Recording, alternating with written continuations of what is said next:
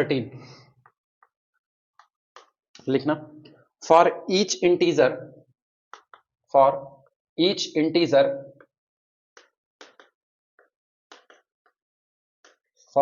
Integer n greater than 1 give example of 2 give example of 2 non-isomorphic group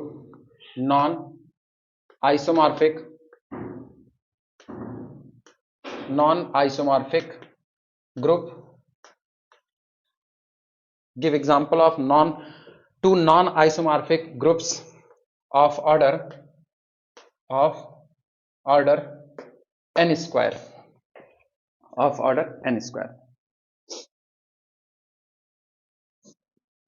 ठीक। Correct. For each integer n greater than 1 एक से बड़े किसी भी integer 2 3 4 5 6 7 8 कोई भी आप इंटीजर ले लो, बस वो एक से बड़ा होना चाहिए। उसके लिए आप मुझको दो ऐसे ग्रुप का एग्जाम्पल बताइए या दो ऐसे ग्रुप बताइए जिन ग्रुप्स का ऑर्डर तो n स्क्वायर हो लेकिन दोनों ग्रुप आपस में एक दूसरे के आइसोमॉर्फिक ना हो। यही आपको काम करना है। ठीक। अब इसके लिए तुम चले जाओ उस पीछे वाले रिजल्ट पर जहां तुमको यह सिखा गया है कि कोई दिया गया group capital G1 external direct product G2 external direct product so on external direct product Gn के कब आइसोमॉर्फिक होता है?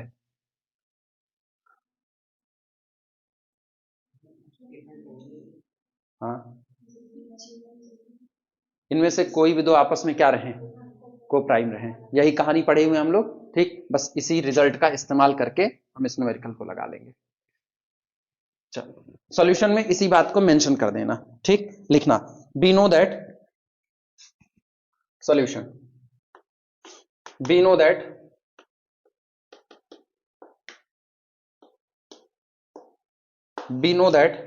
G1 external direct product G2 external direct product G3 external direct product so on external direct product Gn where जहां पर where each Gi हालांकि एक चीज मेरे ख्याल से ये बात ना साइक्लिक में हुई थी।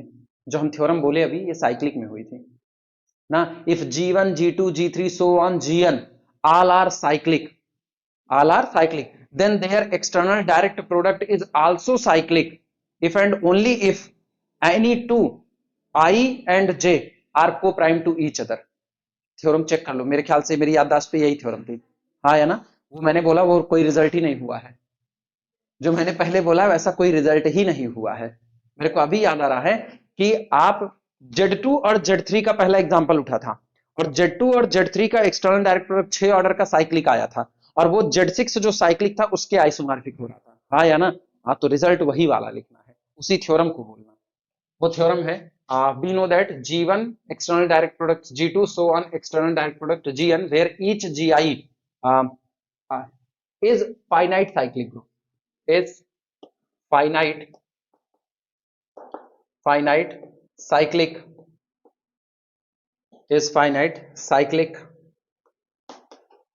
group is finite cyclic group ठीक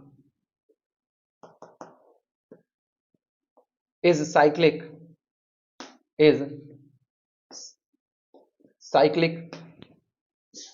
if and only if केवल और केवल तब जब order of Gi and order of Gj are co-prime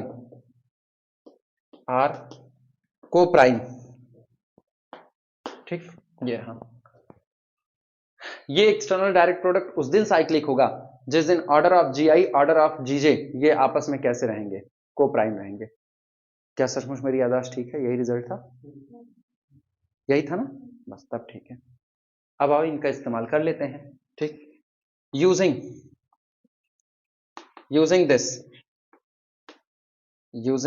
this. अच्छा, इसका अगर हम इस्तेमाल करें तो मुझको ये पता चलता है कितने ऑर्डर का बनाना है? n स्क्वायर ऑर्डर का बनाना है। Using this Zn external direct product Zn क्या n एलिमेंट इसके n into n square order का बन गया कि नहीं? और क्या ये साइक्लिक हो पाएगा? नहीं हो पाएगा। Is not cyclic, is not cyclic, ये आपका साइक्लिक नहीं होगा क्योंकि ये दोनों आपस में कोप्राइम नहीं है।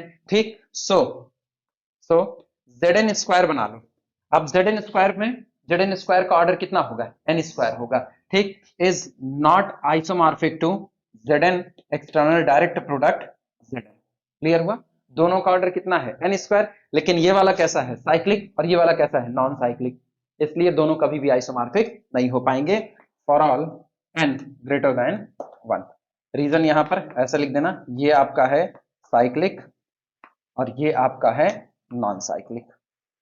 नॉन साइक्लिक नोट कर लो भैया।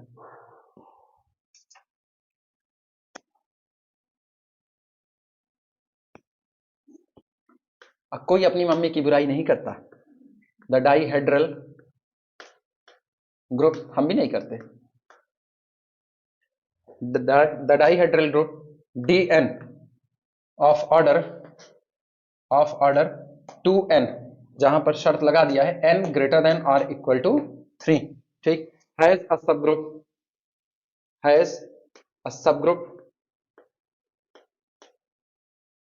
Subgroup of n rotations n rotations and a subgroup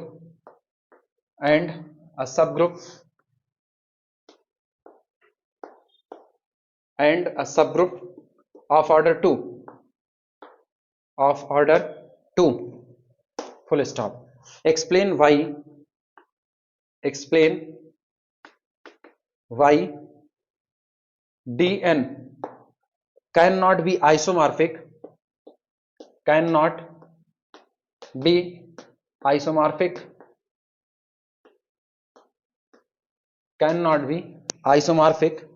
to the external direct product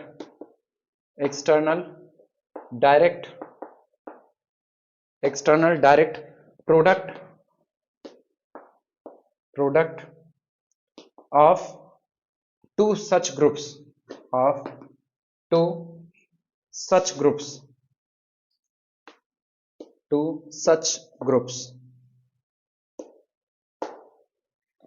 ये रहा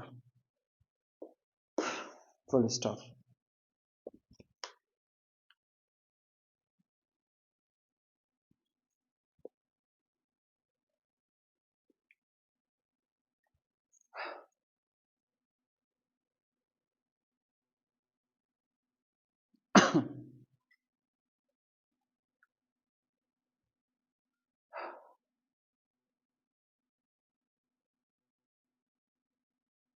दिमाग चलाना। सॉल्यूशन, पहले सवाल समझ लो। Dn में टोटल कितने एलिमेंट है? 2n, जिसमें से n कौन है? रोटेशन, और n कौन है? रिफ्लेक्शंस हैं। ठीक, सारे रिफ्लेक्शंस का ऑर्डर कितना होता है? 2 होता है, और सारे रोटेशंस का ऑर्डर निकालना पड़ता है, अलग अलग होता है। हम तो कहीं कोई बोले n होता है ना, सब अलग अलग। अब गौर करो, ये कह रहे हैं आपका जो डाइहेड्रल ग्रुप Dn होगा ऑर्डर 2n का, उसके पास सब ग्रुप होता है जिसमें केवल और केवल रोटेशन शामिल होते हैं, यानी टोटल n रोटेशंस का एक कलेक्शन। ठीक, और उसके बाद आपके पास एक सब ग्रुप होता है जिसका ऑर्डर कितना होता है? 2 होता है। मतलब एक आइडेंटिटी चुन लो और एक रिफ्लेक्शन चुन लो। एक आइडेंटिटी एक रिफ्लेक्शन को लेकर के 2 ऑर्डर का एक ग्रुप बना। अब गौर करो, हम जैसे हम कहते हैं लेट माना D1 is equal to subgroups of all rotations, subgroup of all rotations, जितने रोटेशंस है उन सबको इकट्ठा कर लो। ऑल रोटेशंस इन Dn, Dn में जितने रोटेशंस है सबको इकट्ठा कर लो, और जो सबग्रुप बनेगा उसको आप क्या नाम दे दो? D1 नाम दे दो। और D2 आप ले लो, D2 is equal to subgroup of order 2, जिसमें कौन होगा? ब्रैकेट में 1 identity element, 1 R0 and 1 reflection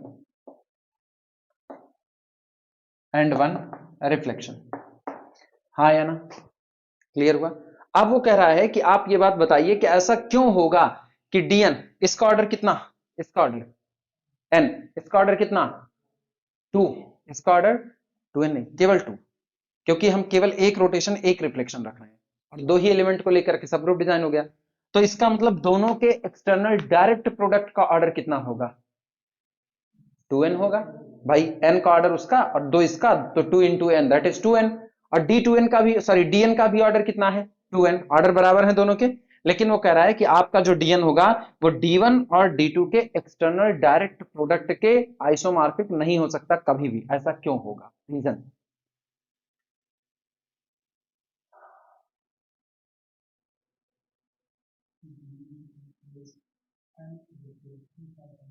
हाँ और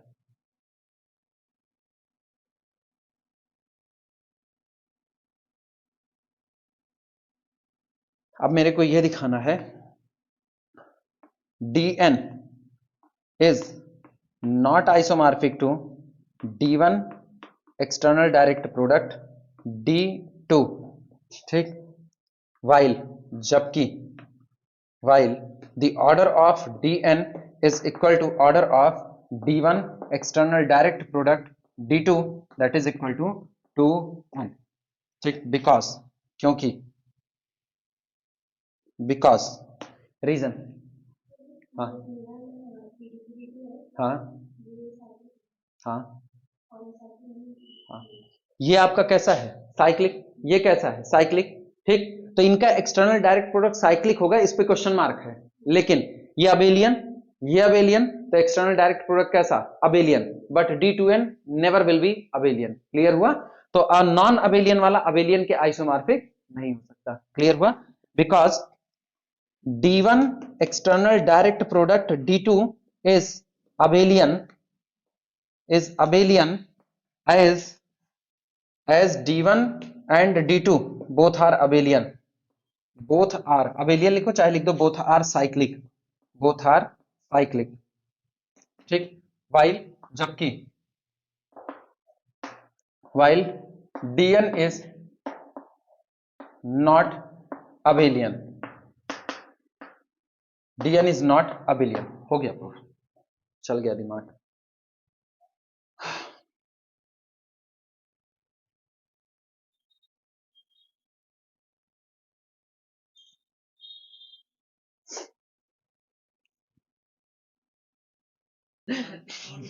एक्सप्लेन करने के लिए तो ऐसे ही थ्योरम ली जाती है ना, लिखना प्रूव दैट मैंने भी कुछ नहीं कहा, जो कहा अंशु ने कहा। Prove that the group of complex number, अच्छा अपनी पोल पट्टी खुले तो वो पागल है। The group of complex number, हाँ ये कल वाली बात है। The group of complex numbers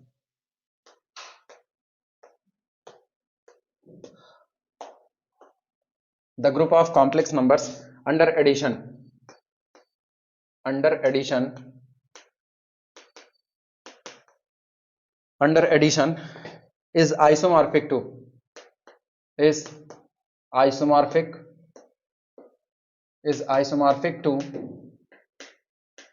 external direct product of r with r, that is, अर्थात अपने को दिखाना है c is isomorphic to r external direct product r।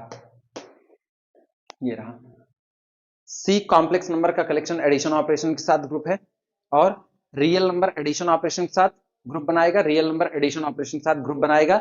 इन दोनों ग्रुप का एक्सटर्नल डायरेक्ट प्रोडक्ट आइसोमॉर्फिक होगा किसके, सी के। यही आपको साबित करना है। अच्छा आइसोमॉर्फिज्म है तो अब आपको कार्डिनलिटी पता चल गई, पहले भी पता थी ना। कॉम्प्लेक्स की कितनी, सी, और उधर भी कितनी, सी। कोई तकलीफ नहीं। हाँ हाँ सी स्क्वायर सॉल्यूशन। लेट माना phi be the mapping from complex number set to R external direct product R, such defined as mapping हम किस तरीके से डिफाइन करें, मैपिंग डिफाइन करें कि जब फाई किसी complex number a plus iota b पर वर्क करेगा तो रिजल्ट में आपको ऑर्डर्ड पेयर देगा ए कामा बी, और ये तो हम जानते हैं यही कॉम्प्लेक्स नंबर का नया रिप्रेजेंटेशन होता है, हाँ या ना। जब कॉम्प्लेक्स पढ़ा रहे थे तो वहां पर था कॉम्प्लेक्स नंबर को चाहे लिखो ए प्लस आयोटा बी और चाहे ऑर्डर्ड पेयर में लिख दो ए कामा बी। क्या ऐसी मैपिंग वेल डिफाइंड होगी कि नहीं होगी? चलो वन वन दिखाते हैं। चलो अब पहला phi is one one, phi is one one कैसे दिखाएंगे? Equal images give equal element, let phi image of A plus iota B बराबर phi image of C plus iota D. तो इसका मतलब this implies that ordered pair A B बराबर ordered pair C D, यानी this implies that A बराबर C और B बराबर D. This implies that A plus iota B, अब ए की जगह पर क्या रख दो? सी, और बी की जगह पर क्या रख दो? D. Equal images give equal element, mapping is one one.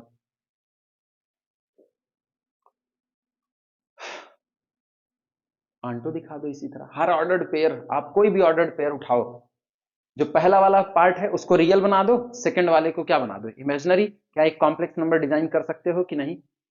इसी से ऑन्टो दिखा दो। Second phi is onto, phi is onto, इसमें लिखना for all ordered pair A comma B belong to external direct product R with R, ठीक, there exist complex number A plus iota B such that कि phi image of a plus iota b is equal to ordered pair a comma b, a comma b, and this implies that phi is onto। Mapping हमारी कैसी हो गई? onto। Last क्या बचता है? Operation preserving, उसे भी दिखा देते हैं।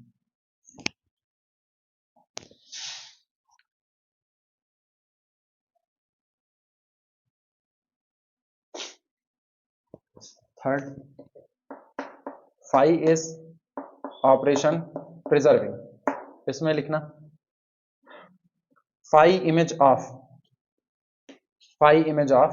a plus iota b plus c plus iota d, जो कि ऑपरेशन एडिशन का है। आना क्या चाहिए? phi image of a plus iota b और फिर phi image of c plus iota d, ये याद रखना। दूसरी तरफ जो ऑपरेशन है वो कंपोनेंट वाइज, क्लियर हुआ कि नहीं?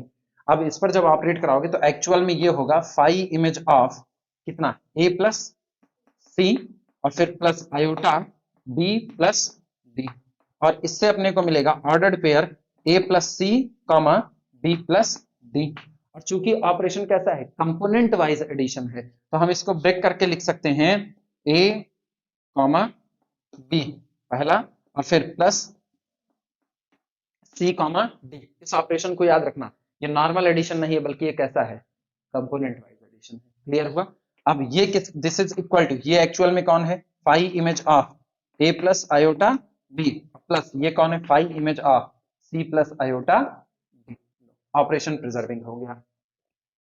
बस मैपिंग हमारी one one onto operation preserving हो गई, तो मैपिंग क्या हो गई? आइसोमॉर्फिज्म, यानी दी गई बात सही है। नोट कर लो। बाद आखिरी 16वें सवाल पर आना। अब ये याद रखना, ये सब जो रिजल्ट हैं ये सारे रिजल्ट बस दिमाग में रखे जाते हैं कि कॉम्प्लेक्स नंबर का सेट किसके आइसोमॉर्फिक होगा। जवाब है R plus direct product R plus, sorry हाँ उल्टा बोल रहे हैं, रियल का रियल के साथ एक्सटर्नल डायरेक्ट प्रोडक्ट ले लो, उसी के आइसोमॉर्फिक होगा। 16वें सवाल पर आना।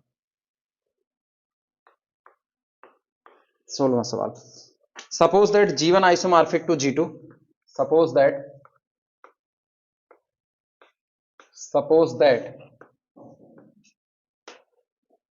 G1 isomorphic to G2 and H1 isomorphic to H2, ठीक। प्रूव दैट, दिख तो रहा है ना, ये ग्रीन चौक दिख रही है, ठीक। अगर G1, हाँ हाँ ये ग्रीन है,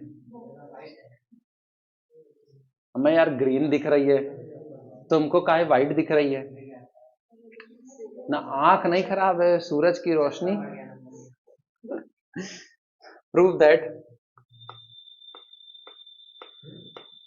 prove that G1 external direct product H1 is isomorphic to G2 external direct product H2। अब पता है ये तुमको ना रिजल्ट याद रखना है भैया, ये रिजल्ट याद रखना है, और इसलिए याद रखना है क्योंकि बड़ा काम आएगा आगे के लिए। सोचो हमने किया क्या, हमने कहा एक ग्रुप G1 है जो आइसोमॉर्फिक है किसी दूसरे ग्रुप G2 के, एक और ग्रुप है H1 जो आइसोमॉर्फिक है किसी और ग्रुप किसके, H2 के। तो आप लेफ्ट का लेफ्ट और राइट का राइट एक्सटर्नल डायरेक्ट प्रोडक्ट लगा लो, यानी आपने किया G1 external direct product H1 is isomorphic to G2 और एक्सटर्नल डायरेक्ट प्रोडक्ट H2। आप इसको ऐसे भी समझ सकते हो कि G1 एक्सटर्नल डायरेक्ट प्रोडक्ट में आप इस ग्रुप को इसके आइसोमॉर्फिक ग्रुप से रिप्लेस कर सकते हो, दूसरे ग्रुप को इसके आइसोमॉर्फिक ग्रुप से रिप्लेस कर सकते हो। यानी कल को अगर कहीं पर लिखा गया है, मान लो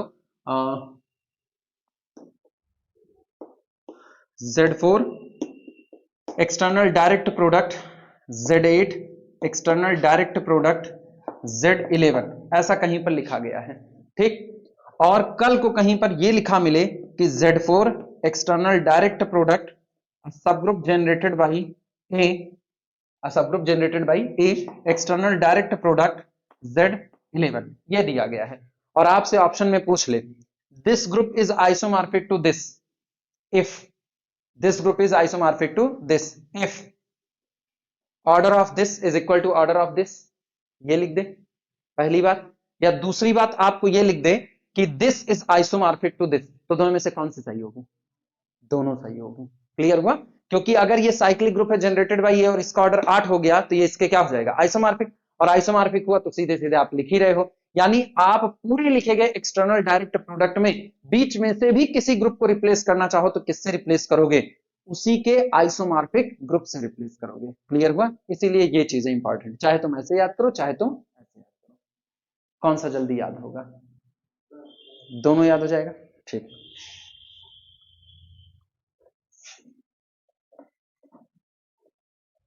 चलो इस रिजल्ट को प्रूफ करते हैं।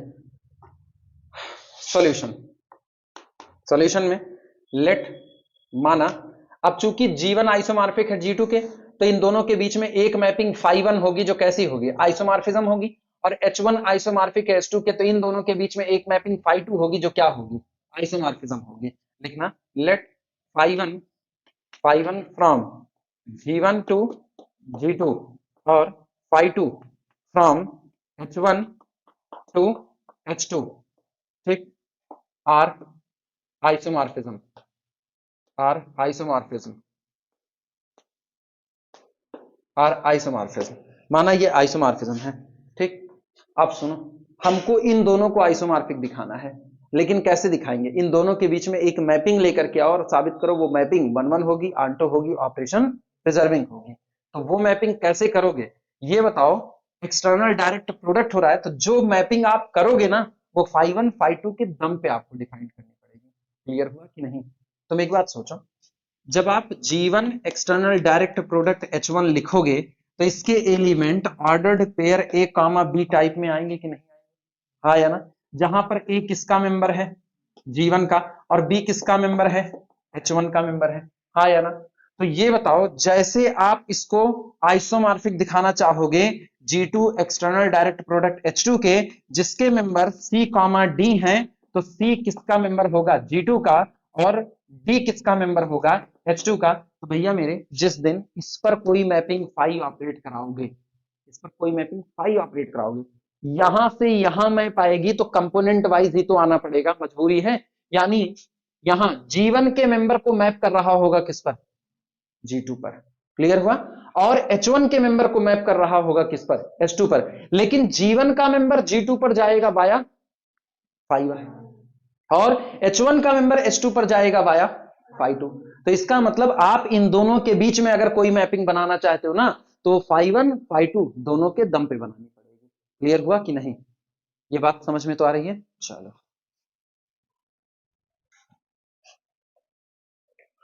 लिखना, now we define a mapping, now we define now be define a mapping, now be define a mapping. अब हम एक मैपिंग को डिफाइन करेंगे, कौन सी, फाइव और फाइव वन फाइव टू, इसके सफिक्स में ऐसे लगा देना। और ये मैपिंग डिफाइंड होगी from G1 external direct product H1 to G2 external direct product H2, such that, किस तरीके से डिफाइंड होगी वो सुनना, सच दैट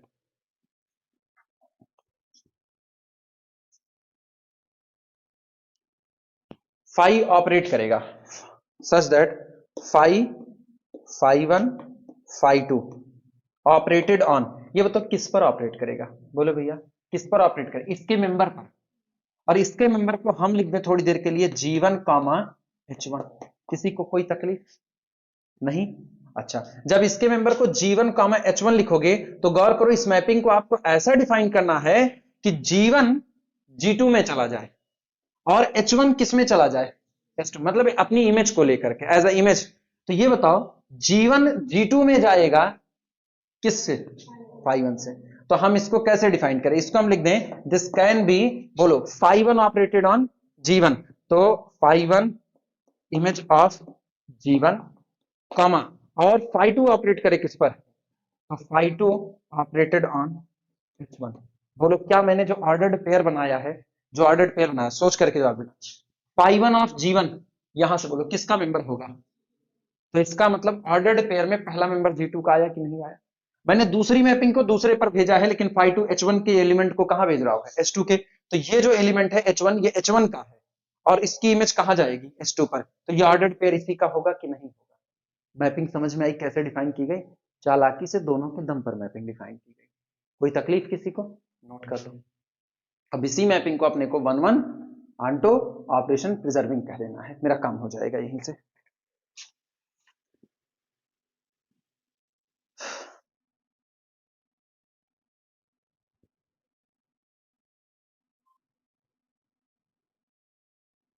अब ये सब इतनी अच्छी थ्योरम है, लेकिन सेमेस्टर वाले में पूछी उछी नहीं जाने वाली है, ये थ्योरम है, अगर वैसे पढ़ाएं तो ये किताब में एज अ थ्योरम आएगा, यहां न्यूमेरिकल में दिया गया है।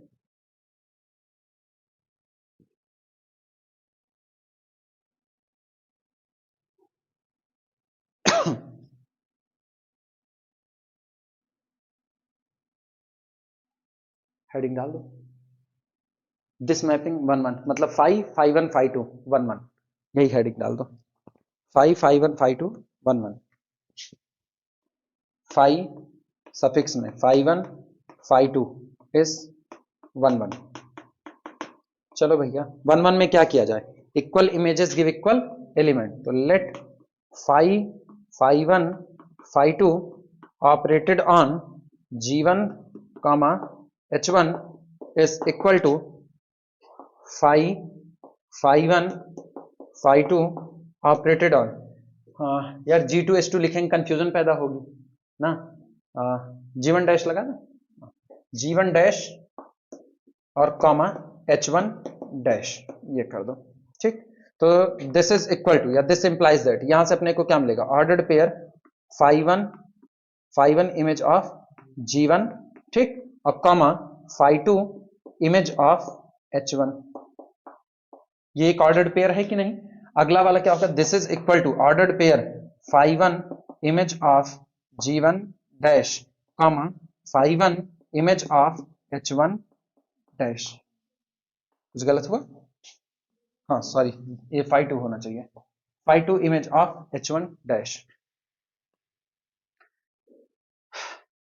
दो ऑर्डर्ड पेयर बराबर है, मतलब करस्पॉन्डिंग एंट्री आपस में कैसी होगी, बराबर होगी, और करस्पॉन्डिंग एंट्री बराबर होने से सोचो अपने को क्या मिलेगा, five one image of G1 बराबर phi one image of G1 dash and phi two image of H1 बराबर phi two image of H1 dash, आ तो रहा है ना ये, ठीक। अच्छा ये बताओ फाइव वन और फाइव टू ये दोनों तो आइसोमॉर्फिज्म है, आइसोमॉर्फिज्म है तो वन वन होंगे, और वन वन होंगे तो equal images give equal element, but phi one and phi two both are isomorphism, this implies that G1 बराबर G1 डैश और H1 बराबर H1 डैश। इसका मतलब क्या हुआ? इसका मतलब हुआ कि ordered pair G1 comma H1 बराबर हो गया ordered pair G1 dash comma H1 dash. सोचो हमने दोनों की क्या बराबर मानी थी? इमेज बराबर मानी थी। कहाँ गया यार? हो गया, ये रहा। दोनों की इमेज इस मैपिंग से हमने क्या मानी थी? बराबर मानी थी। और एलिमेंट आपस में क्या आ गए? बराबर, यानी आवर मैपिंग इज 1 1। किसी को कंफ्यूजन होगी तो बताना। Implies that phi phi1 phi2 is 1 1।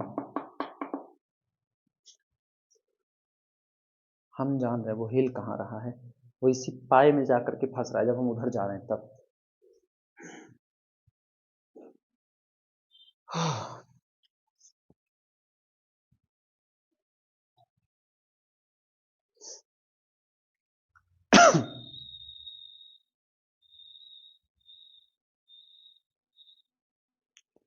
आज है ना उसकी कहीं तबीयत खराब हो गई, रुक गए।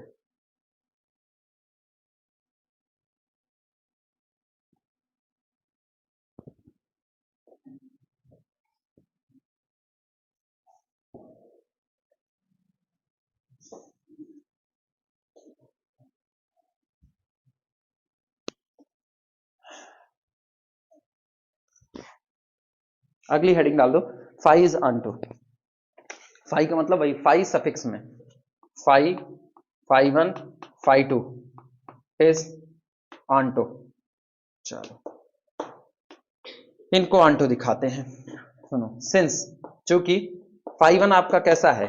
फाई1 is isomorphism. Since phi one is isomorphism, ठीक, this implies that conformally phi one is onto. Conformally phi one is onto. अच्छा, और if phi one is onto, if phi one is onto, तो ये बताओ फाई1 फाई1 G1 की इमेज को किस में बना रहा है? G2 में। यानी अगर आप कोई फाई1 इमेज ऑफ G1 लेते हो तो उसकी प्री इमेज G1 आपके पास एग्जिस्ट करेगी कि नहीं करेगी? यानी कि इसके बाद हम लिखेंगे this implies that for all phi one image of G1 belong to G2 there exist G1 in capital G1। होगी होगी। और यही होल्ड करेगा किसके लिए? फाई2 मैपिंग के लिए। लिख देना इस बात को भी, same hold, same hold, same hold for phi two, same hold for phi two. So इसलिए, so for all ordered pair चुनो, कहां से? यहां G2 external direct product H2 से। सो फॉर ऑल, अब इसका एलिमेंट चुनोगे तो ये बताओ भैया G2 में आप क्या लोगे? G2 में phi one image of G1। So for all phi one image of G1। Clear हुआ कि नहीं? अब आप दूसरा मेंबर, चूंकि आप यहां से को डोमेन से मेंबर उठा रहे हो तो H2 का मेंबर, लेकिन H2 का मेंबर कौन होगा? फाई2 इमेज ऑफ H1। तो ये हो जाएगा फाई2 इमेज ऑफ H1, ठीक, belong to G1 G2 external direct product H2 there exist, यहां मौजूद होगा। कौन मौजूद होगा?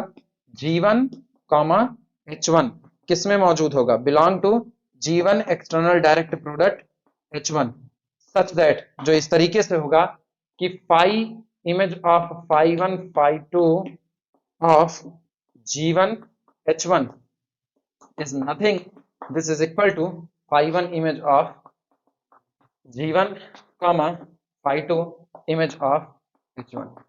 लो भैया, जिस एलिमेंट को आपने चुना उसकी pre image G1 H1 exist कर गया कि नहीं कर गया? आपकी मैपिंग ऑनटू हो गई।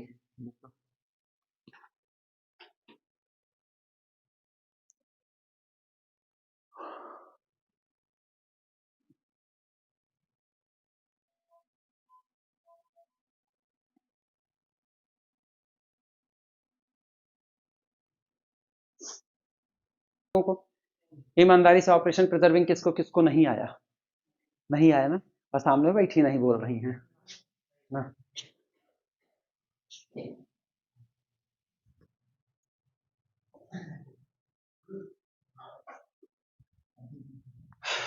कुछ करना नहीं ऑपरेशन प्रिजर्विंग में ना, कुछ नहीं करना। यहां से दो एलिमेंट चुन लो, दो एलिमेंट चुनना है यहां से। तो ऑपरेशन प्रिजर्विंग देखना, five phi one phi two is operation preserving. इसके लिए सबसे पहले दो एलिमेंट लेट, मतलब ट्रैक छोड़ दोगे तभी नहीं आएगा, ट्रैक पकड़े रहो सब आएगा। दो एलिमेंट केवल चुनो। अभी बताओ इसका दो एलिमेंट कौन होगा? G1 comma H1 comma G2 comma H2 ना। G1 dash H1 dash belong to external direct product G1 and H1, इससे बिलोंग किया। अब इन दोनों के कंपोजिशन पर इसको ऑपरेट करा दो, मैपिंग को। Now phi of phi one phi two operated on इनके कंपोजिशन पर, और इनका कंपोजिशन तुम लिख सकते हो साफ सुथरा, हम लिख भी दे एक बार, G1 H1 ठीक, और फिर comma composition G1 dash H1 dash. क्योंकि ऑपरेशन दिया नहीं तो आप एज अ प्रोडक्ट खेल रहे हो उसको, तो ये कितना होगा? This is equal to phi of phi one phi two, और बोलो कंपोजिशन कितना होगा? G1 dash. Clear? Operation addition का नहीं दिया इसीलिए हम इन जनरल प्रोडक्ट ले लेंगे। क्लियर हुआ? और फिर कॉमा H1 डैश। लेकिन G1 डैश किसका मेंबर है? हाँ, ये किसका मेंबर है? ये किसका मेंबर? ये G1 का, ये किसका मेंबर? H1 का। तो ये किसका मेंबर? G1 एक्सटर्नल, वो sorry external direct product H1 का मेंबर, और उस पर कौन ऑपरेट कर रहा है? ये। तो कैसे ऑपरेट करेगा? ये ऑपरेट करेगा phi one operated on G1 dash, और phi two operated on H1 dash. हाँ या ना? लेकिन फाइव वन कौन है? आइसोमार्फिज्म। आइसोमार्फिज्म है तो क्या होगा? Operation preserving. और अगर ऑपरेशन प्रिजर्विंग है तो अपने को क्या मिलेगा बोलो? This is equal to bracket में फाइव वन G1 और फाइव टू ना, फाइव वन G1 डैश, और फिर कॉमा अगला कौन होगा? फाइव टू H1 और फाइव टू H1 डैश। हाँ या ना?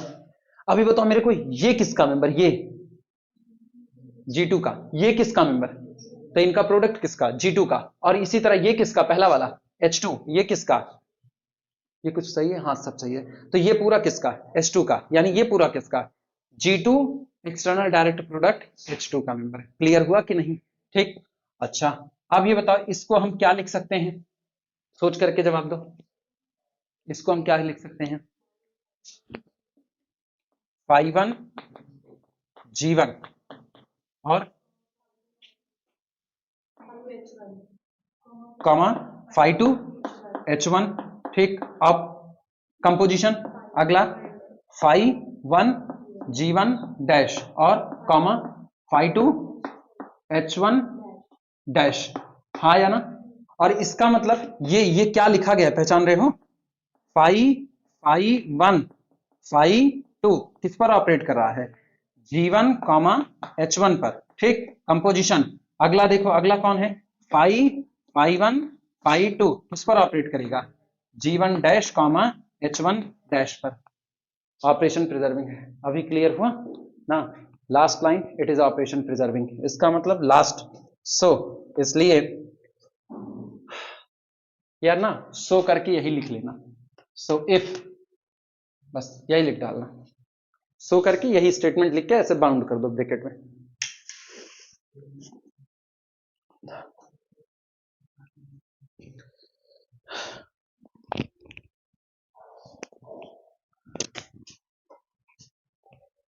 अट्ठाईस।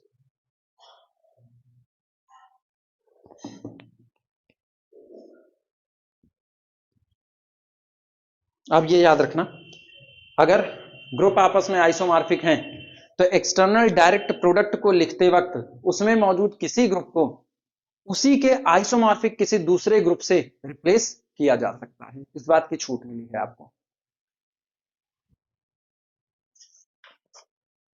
अच्छा रिजल्ट है ये।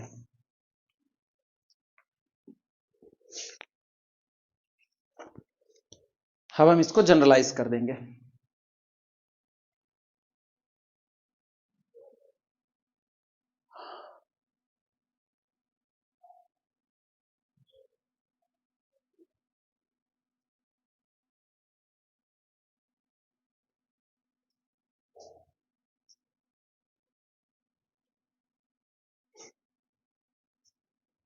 हो जाए तो बता देना।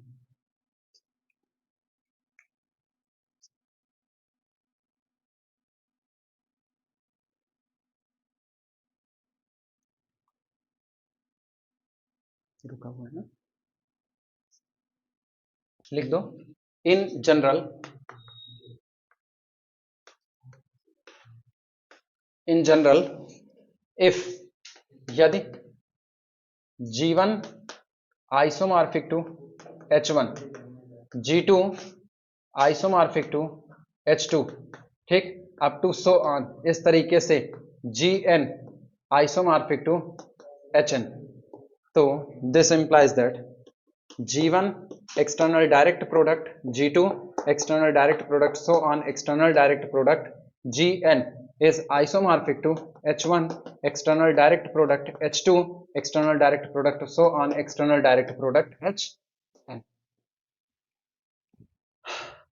थोड़ा अलग तरीके से लिख दिया, वो ऐसा नहीं था, वो ऐसा था ना G1 H1 के था और G2 H2 के साथ था, तो G1 G2 का एक्सटर्नल डायरेक्ट प्रोडक्ट याद है नहीं, यही था, सेम टू सेम था ना, बस तब ठीक है, तब G1 G2 के साथ था और H1 H2 के साथ था, तो लेफ्ट का लेफ्ट किए, राइट का राइट किए थे ना, उसी को जनरलाइज इस तरीके से कर दिया, भाई कौन इधर उधर लेफ्ट राइट कूदता रहे, काम खत्म नहीं होता। इसके बाद 17वां सवाल, 17वें पे लिखना, 17 लिखना, इफ, यदि external direct product of G and H is cyclic, is cyclic, prove that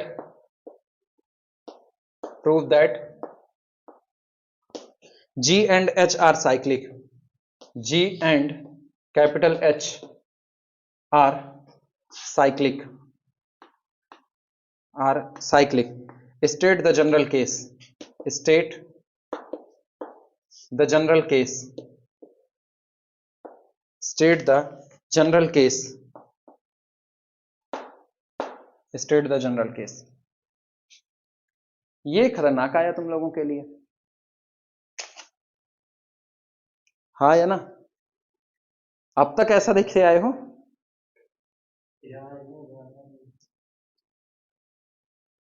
मतलब हाँ हाँ,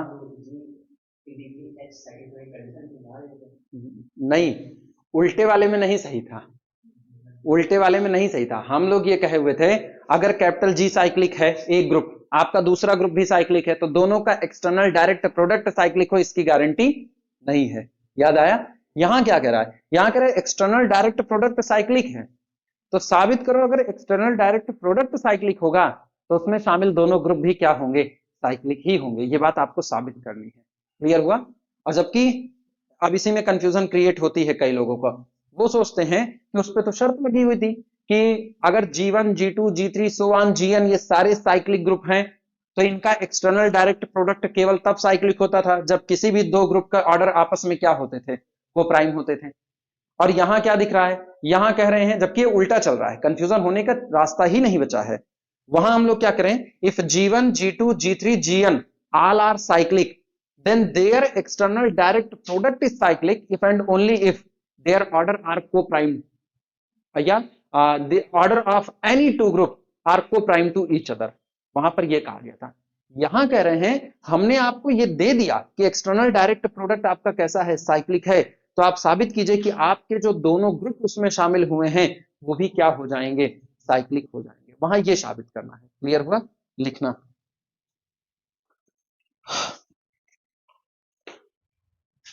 सॉल्यूशन,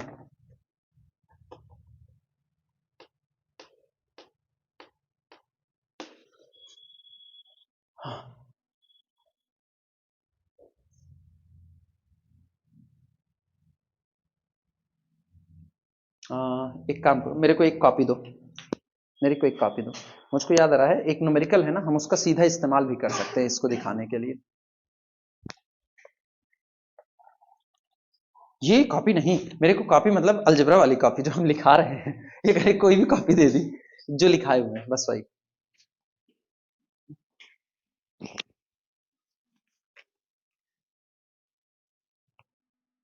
सवाल जहां से शुरू है बस वही चाहिए।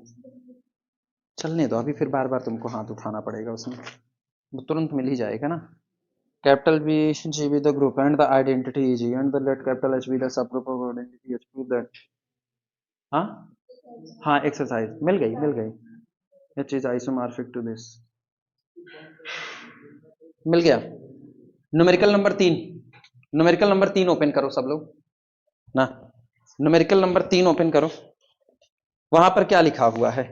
अगर कैपिटल जी कोई दिया गया ग्रुप है जिसमें, कैपिटल जी कोई दिया गया ग्रुप है जिसमें आइडेंटिटी ई जी है, और कैपिटल एच उसका एक सब ग्रुप है, हाँ, जिसमें आइडेंटिटी कौन है? ई एच है, तो हम लोग वहां पर एक आइसोमॉर्फिज्म दिखाए हैं कि नहीं दिखाए हैं? ठीक, उसका सीधे इस्तेमाल कर लेंगे यहां पर, मेरा काम बन जाएगा ना।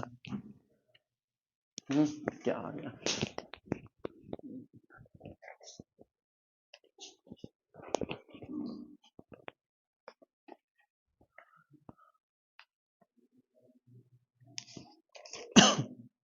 अब एक चीज चेक कर लो, वहां पर G और H अलग अलग ग्रुप दिया था कि एक दूसरे का सब ग्रुप दिया था?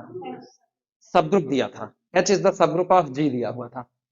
यहां पर ऐसा कुछ नहीं है ना, यहां पर H को G का सब ग्रुप नहीं कहा है। नहीं कहा भैया तो उसका इस्तेमाल ना करो, तब तक सोच रहे हैं, दूसरे मेथड से कर रहे हैं, उसको सोच रहे हैं, अगर उसका यूज हो पाएगा ना तो हम सीधे उसी के इस्तेमाल से निकाल देंगे। लिखना, सिंस आपको दिया गया है, since external direct product of G and H is cyclic. नहीं नहीं, हम तब कर लेते। हाँ,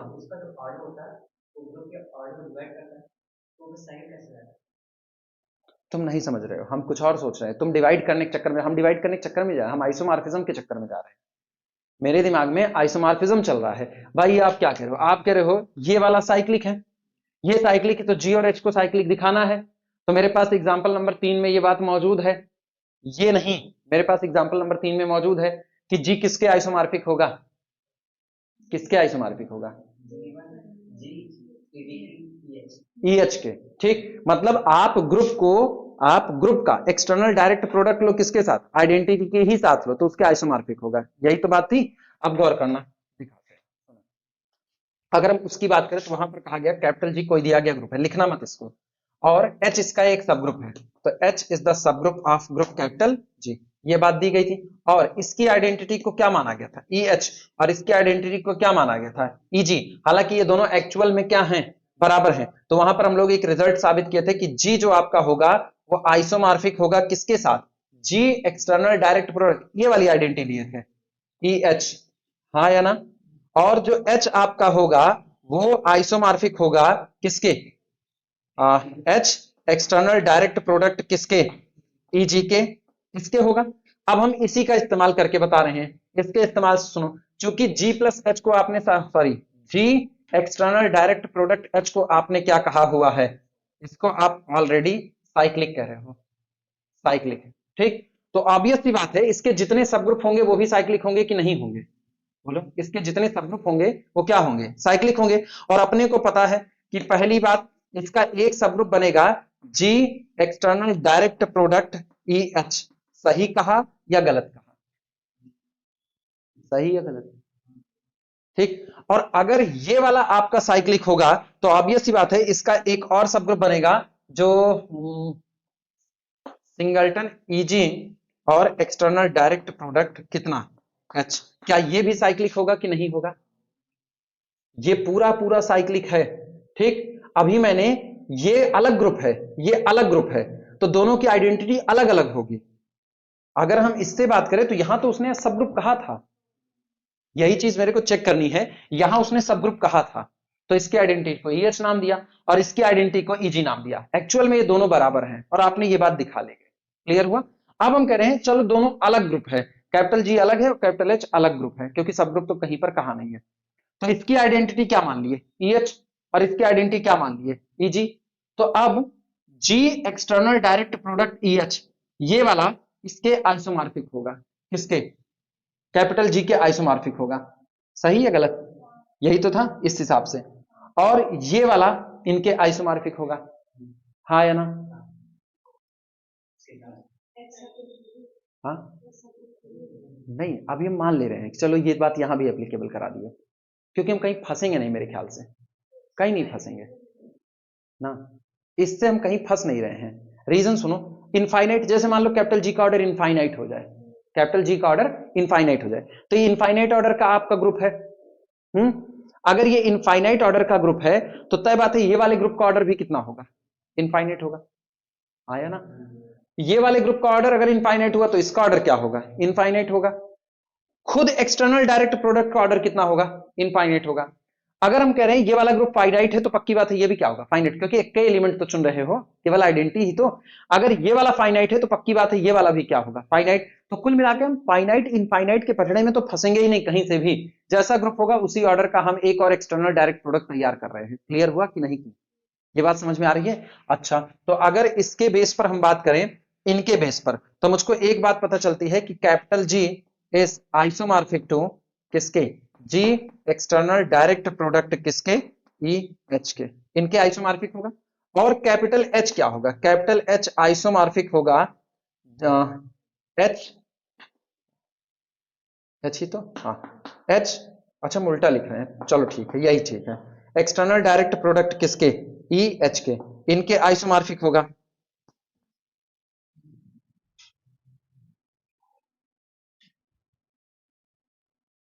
बन गया मेरा काम। सुनो, जी का ऑर्डर कुछ भी हो, जी का ऑर्डर कुछ भी हो, हम कहां पर फंसे हैं वही जान लेना। अगर इसका ऑर्डर इनफाइनाइट हो गया ना तो ही हम फंस रहे हैं, इसका ऑर्डर इनफाइनाइट होगा हम बुरी तरीके से फंसे हैं। जानते हो क्यों फंसे हैं, इसका ऑर्डर अगर इनफाइनाइट हो गया तो यहां गौर करना, इसका ऑर्डर इनफाइनाइट और इसका ऑर्डर कितना हो गया, वन हो गया। इसका ऑर्डर कितना हुआ, वन। अब क्या ये दोनों आपस में ऑर्डर में कोप्राइम कह पाओगे, नहीं कह पाओगे, यही हम फंस जा रहे हैं। जो दिमाग में बात लटकी ना वो यही लटकी। अगर इसका ऑर्डर गलती से फाइनाइट होता, मतलब दिया गया होता capital G is a finite group, तो इसका ऑर्डर फाइनाइट में कुछ भी हो जाए यार, कुछ भी हो जाए, इसका ऑर्डर तो वन ही रहेगा ना। तो ये दोनों का ऑर्डर आपस में कोप्राइम होगा कि नहीं होगा, इन दोनों का ऑर्डर आपस में कोप्राइम होगा कि नहीं होगा। और जब इन दोनों का ऑर्डर आपस में कोप्राइम होगा तो ऑब्वियस सी बात है साइक्लिक की तरफ हम बढ़ जाएंगे कि नहीं बढ़ जाएंगे। लेकिन यही एक चीज फंस गई, इसका ऑर्डर नहीं दिया गया है ना, इसलिए हम इस रिजल्ट को नहीं इस्तेमाल कर सकते। मेरे को लगा ये आसान पड़ेगा, यहां से हम सीधे लिख देते जी एंड एच आर साइक्लिक, नहीं लिख पाएंगे। कौन आफत मोल ले यार, दूसरे रास्ते से प्रूव कर देंगे, छोड़ो ना। ऑर्डर नहीं दिया गया है, वहां स्टेटमेंट में ऑर्डर दिया गया था कि नहीं दिया गया था, स्टेटमेंट नहीं, लेकिन सब ग्रुप की कंडीशन उसने लाद करके रखी हुई थी ना, तो अभी नहीं इस्तेमाल कर रहे, सोच लेंगे और अगर आएगा तो ठीक है, नहीं तो नहीं। यहां पर आना, चूंकि एक्सटर्नल डायरेक्ट प्रोडक्ट को उसने क्या कहा है, साइक्लिक कहा हुआ है। अगर एक्सटर्नल डायरेक्ट प्रोडक्ट साइक्लिक है तो इसका मतलब ये ग्रुप किसी एक ही एलिमेंट से अकेले जनरेट किया जा सकता है कि नहीं, यानी दिस इंप्लाइज दैट, इसका मतलब ये हुआ कि external direct product of G and H is equal to cyclic group generated by element A comma B, where, जहां पर where confirmly A belong to capital G और B belong to capital H.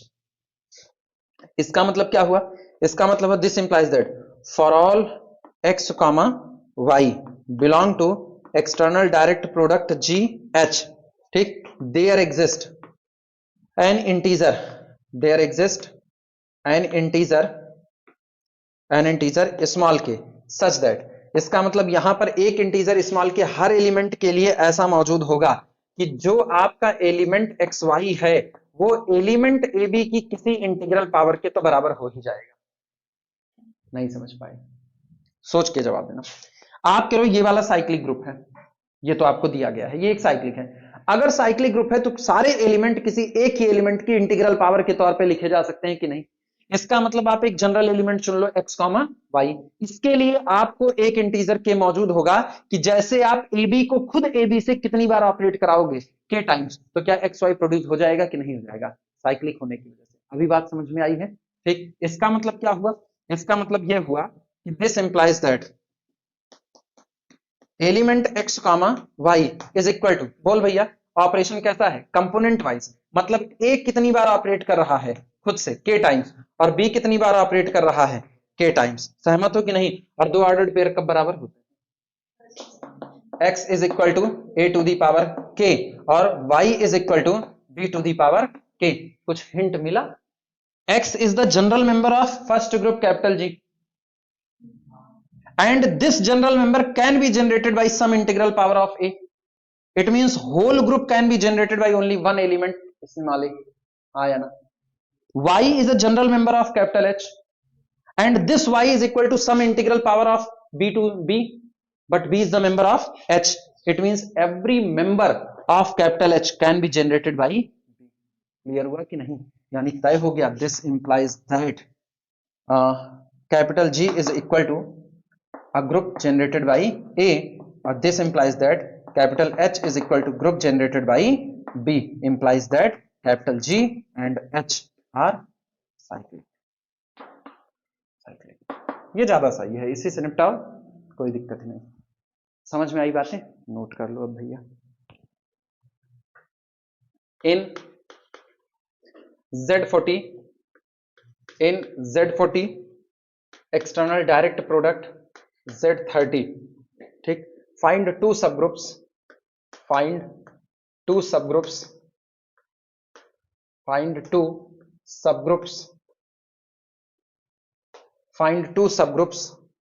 of order 12. सुनो भैया, ये दे दिया Z40 external direct product Z30, और कह रहे हैं इसका आप एक सबग्रुप निकालिए, लेकिन वो सबग्रुप कितने ऑर्डर का होना चाहिए? 12 ऑर्डर का होना चाहिए. ठीक. कोई मुझको इसमें रास्ता बताएगा? अगर रास्ता बता ले जाओ तो बात ठीक है.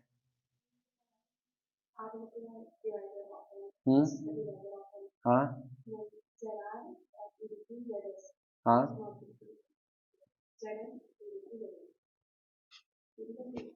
ये रिजल्ट हुआ था, लेकिन ये इस रिजल्ट के थ्रू ही आएगा, बट पूरा उससे नहीं आएगा. रिजल्ट तुम सही बता रही हो ना. रिजल्ट कर आर ऑर्डर का एक बनेगा, एस ऑर्डर का एक बनेगा ना. मेरे को 12 ऑर्डर का एक सबग्रुप चाहिए. 12 ऑर्डर का मुझको एक सबग्रुप चाहिए.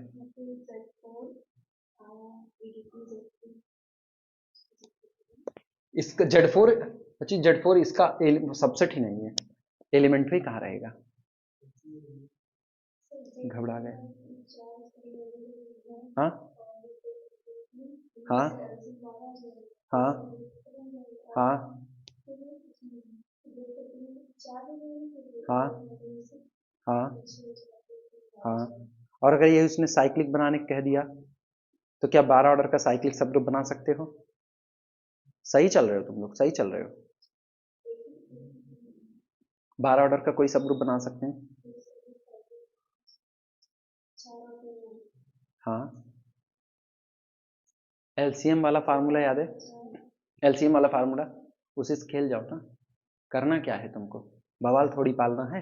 इधर सुनो, ये बताओ, अगर इसमें 12 ऑर्डर का कोई एलिमेंट मिल जाए, सोचना, अगर इसमें 12 ऑर्डर का कोई एलिमेंट मिल जाए तो उस 12 ऑर्डर के एलिमेंट को मान करके आप एक साइक्लिक सबग्रुप बना सकते हो कि नहीं बना सकते हो? क्लियर हुआ? लेकिन इसका 12 ऑर्डर का एलिमेंट दिखने में कैसा होगा वो देख लेते हैं. सॉल्यूशन में देखना, अभी लिखना केवल समझ लो इसको पहले. लेट माना element A, B belong to Z40 external direct product Z30. हाँ या ना? लिखा जा सकता है. तो order of element A, B is equal to 12 if, यदि LCM of order of A in किसमें? Z40, ठीक, comma order of B in Z30 is equal to कितना? 12. आप Z40 का एक एलिमेंट उठाओ और Z30 का एक एलिमेंट उठाओ, लेकिन ऐसे एलिमेंट कि इनके ऑर्डर का एलसीएम कितना निकल करके आ जाए? 12 निकल करके आ जाए. क्लियर हुआ कि नहीं? अब ये कब पॉसिबल है? For this take A as order of A is equal to 4. हाँ या ना? और and B as order of B is equal to 3. तो 4 और 3 का एलसीएम कितना हो जाएगा? 12. और आपको 12 ऑर्डर का एलिमेंट मिल जाएगा कि नहीं मिल जाएगा? अब तुम अपने दिमाग से सोचो, Z40 में 4 ऑर्डर का कोई एलिमेंट कैसा दिखाई देगा? मतलब कौन होगा? Z40 का एक एलिमेंट जिसका ऑर्डर 4 हो, निकाल सकते हो? कौन? 40/4. हाँ या ना? ठीक. Take A is equal to 40/4 that is equal to 10। एक और कोई सोच लो, कौन सा? 20, 10 का मल्टीपल, हाँ या ना? और अथवा a इज इक्वल टू 20। लेकिन ये सोचो, अगर आपने एक बार a का ऑर्डर कितना लिया, सॉरी एक बार a बराबर 10 लिया और दूसरी बार a बराबर 20 लिया, तो ये एक ही ग्रुप में आ जाएंगे कि अलग अलग में जाएंगे? एक ही में आ जाएंगे। तो आप a बराबर 20 को अभी डंप कर दो। हाँ हाँ, किसका? अच्छा Z40 में आ रहे हैं, 20 20 40, ऑर्डर 2 ही रह जाएगा इसका, इसका ऑर्डर 2 ही रह जाएगा ना। रुको, अब ये एक सही काम चला रहे हैं, फिर दूसरा वाला ना नॉन अबेलियन, वो सॉरी नॉन साइक्लिक बना लेते हैं दूसरा वाला। अच्छा, इसके बाद फिर b इज इक्वल टू कितना ले लें? 30/3 दैट इज इक्वल टू, हाँ या ना? तो इसका मतलब क्या हुआ? So order of element 10, 10 is equal to कितना हो जाएगा भैया? LCM of 4, 3 that is equal to 12। Now subgroup generated by 10, 10 ठीक is a 12 order subgroup, 12 order subgroup is a 12 order subgroup of Z40 external direct product Z30। सही या गलत? सही है। तो पहला मैंने ऐसे बना दिया, पहला नोट कर लो।